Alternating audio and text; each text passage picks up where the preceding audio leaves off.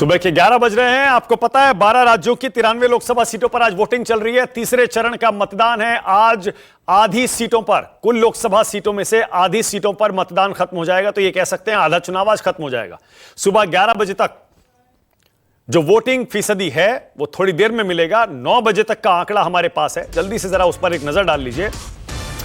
सबसे ज्यादा बंगाल में शुरू के 2 घंटे में वोटिंग हुई है। 9 बजे तक करीब 14.5%। हर बार बंगाल में अच्छी वोटिंग होती है, इस बार भी बहुत बढ़िया हो रही है। लेकिन महाराष्ट्र में सबसे कम मतदान हुआ है शुरू के 2 घंटे में, करीब 6.5%। गुजरात में थोड़ा ज्यादा, करीब 10% वोटिंग हुई है 2 घंटे में। और यूपी में 12.25% के आसपास 2 घंटे में वोट पड़ चुके हैं। तो ये देखिए, बिहार में 10% मतदान 9 बजे तक, कर्नाटक में 9.25% मतदान 2 घंटे में, छत्तीसगढ़ में थोड़ा ज्यादा, करीब 13.25%, असम में 10% के आसपास, दमनदीप यहां भी करीब 10% वोट पड़े हैं। आपको पता ही होगा पिछले लोकसभा चुनाव के मुकाबले इस बार शुरू के 2 चरणों में करीब 3% कम मतदान हुआ है। और तीसरे चरण में भी लगता है बंगाल को छोड़कर बाकी राज्यों में शुरू के कुछ घंटों में वोटिंग धीमी ही है।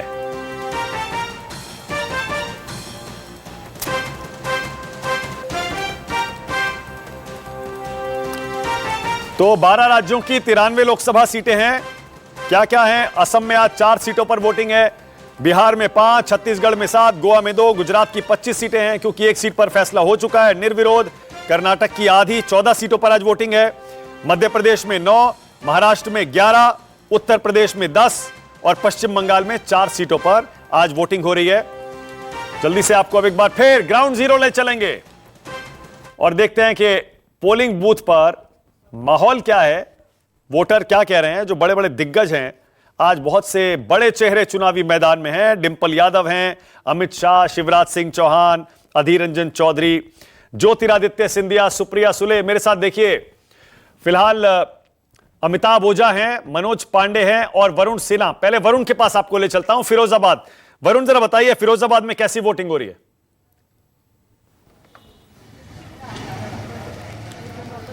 माना जी, जैसे जैसे धूप बढ़ती जा रही है वैसे वैसे थोड़े से वोटर्स निकलने कम हो रहे हैं, लेकिन जोश उत्साह में कोई कमी यहाँ पर आपको नज़र नहीं आएगी। अगर आप पीछे की तरफ देखेंगे तो अभी भी लाइनें नज़र आ रही हैं और मेरे साथ तमाम वोटर्स यहाँ पर हैं जो बड़े उत्साहित हैं ये समझाने के लिए कि आखिर अपने मत का प्रयोग करने के लिए जब वो निकले तो क्या क्या चीज़ें दिमाग में थी। तो अगर मैं आपसे पूछूँ कि फिरोज़ाबाद के मुद्दे कौन कौन से हैं जो दिमाग में थे?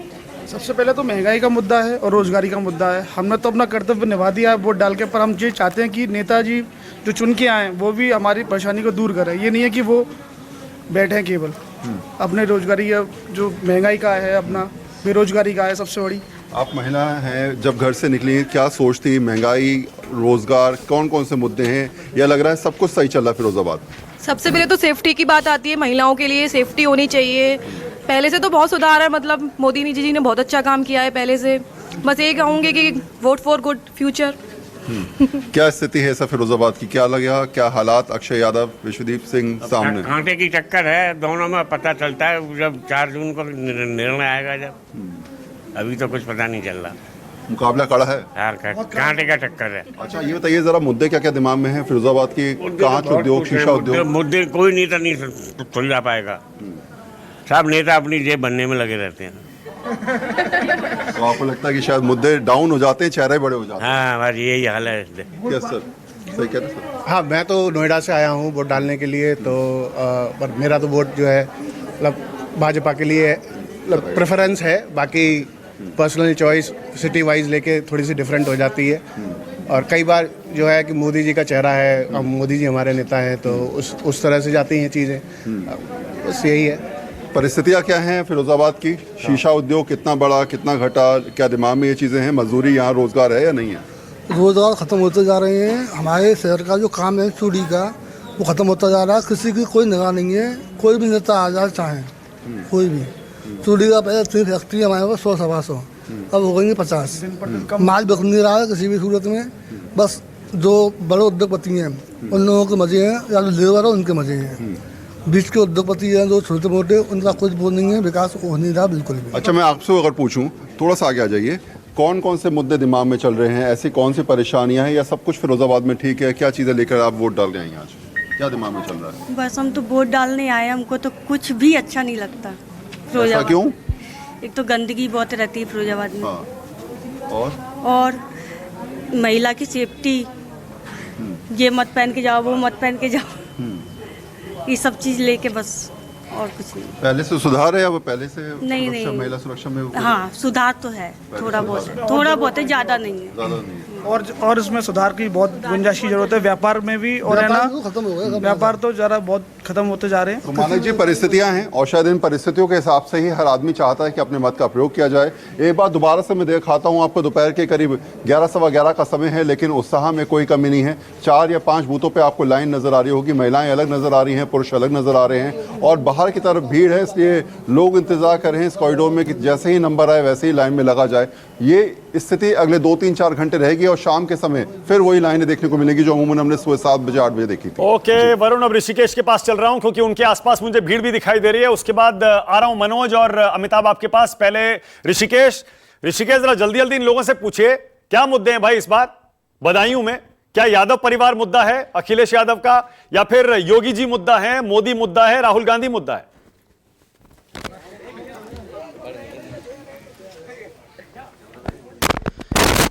बिल्कुल मानक जी, देखिए मैं जहां पर मौजूद हूं ग्रामीण इलाका है, और एक बार मैं तस्वीर दिखा रहा हूं कि जो वोटर हैं वो अपनी उंगली का निशान दिखाएं कैमरे में कि यहां पे जितने भी हैं सभी लोगों ने अपने मत का प्रयोग कर चुके हैं। ग्रामीण इलाकों में ज़्यादा मतदान हो रहा है, तो लोग पूछ रहे हैं, हमारे सहयोगी पूछ रहे हैं दिल्ली से कि क्या इस बार यादव परिवार कोई मुद्दा है, या राहुल गांधी फैक्टर है, या फिर मोदी और योगी का फैक्टर है? यहाँ कोई फैक्टर नहीं, अखिलेश का ही फैक्टर है बस। अखिलेश का ही फैक्टर है। क्या राहुल गांधी का फैक्टर है साहब, अखिलेश और राहुल एक ही बात है यहाँ पे। यहाँ तो समाजवादी है सिर्फ। तो यहाँ परिवार को लेकर के है कि कोई यादवों में 2 गुट है कि एक गुट है, वो भारतीय जनता पार्टी के साथ है? भाई परेशान हो गए गैयन से, तो फिर क्या करें, बस छोड़ दी हमने तो। अच्छा, बछड़ों का जो प्रॉब्लम है बहुत ज्यादा नुकसान है, तो ये इस बार चुनाव में आप लोग उसको ध्यान में? हाँ ध्यान में है। हाँ, सब एक तरफा समाजवादी। कोई मुद्दा यहाँ पे कोई गुट है यादवों में कि कहा जाता है कि एक जो गुट है भारतीय जनता पार्टी के साथ है? सिर्फ और सिर्फ समाजवादी पार्टी, सिर्फ और सिर्फ समाजवादी पूरा गाँव। हाँ बताइए नेताजी, आप क्या बोल रहे थे? मैं ये बोल रहा था कि कांग्रेस की और सपा की कोई बात हो, कांग्रेस को झुंड तो है, ये सब कुछ गठबंधन है, झुंड है। जो बदायूं के बाहर के लोग हैं वो जानना चाहते हैं कि बदायूं में यादव वोटरों के बीच में क्या कोई गुटबाजी है, क्योंकि यादवों के एक नेता भारतीय जनता पार्टी के साथ हैं। पिछले बार धर्मेंद्र यादव चुनाव हार गए थे। अरे गुटबाजी कोई नहीं है, गुटबाजी कोई नहीं होती है। अच्छा, वो मतदान तो करेंगे, मतदान की बात है, गुटबाजी क्यों होगी? अच्छा, सिर्फ समाजवादी। अच्छा, हाँ क्या भैया, ये इस बार कुछ मुद्दा है क्या यादवों के बीच में? यादवों का वोट एक तरफा है, या फिर राष्ट्रीय स्तर पर कहा जाता है कि बदायूं के यादव? सब जात यहाँ पर तो सपा की है, साफ समझ लो। परेशान हो गए गैयन से। मोदी को भजाओ, मोदी के पीछे सब, सब मतलब मोदी ने कच करो ही ना है। हाँ, मोदी को जाने हैं, खेतन में गैया मारी फिर रही है। चलिए, तो मानक जी देखिए, मैं जिस गांव में मौजूद हूँ ये लगता है कि जो तमाम गांव के लोग हैं वो लगता है कि एक तरफा वोटिंग, हालांकि अभी यहाँ 600 वोट है, तकरीबन 300 वोटिंग हो गई है, तकरीबन 40% के आसपास। कुछ और जगहों पर हैं, कुछ और तरीके के लोग हैं। ओके ऋषिकेश, आऊंगा आपके पास।